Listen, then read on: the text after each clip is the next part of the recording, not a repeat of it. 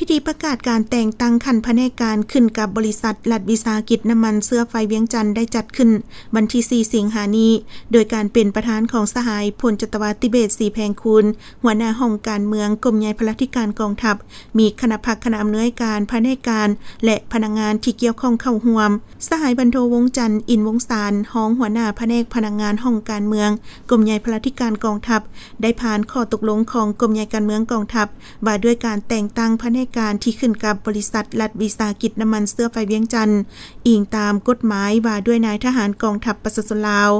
อิงตามทิศทางเกี่ยวกับการปรับปรุงบูรณะกงจักการจะตั้งนำพาบรรษาในกำลังประกอบอาวุธให้เข้มแข็งนักแน่นรอบด้านเพื่อเฮ็ดสำเร็จหน้าที่ปกปักรักษาและสร้างสาพัฒนาประเทศชาติอิงตามการเสนอของกรมใหญ่พลธิการกองทัพ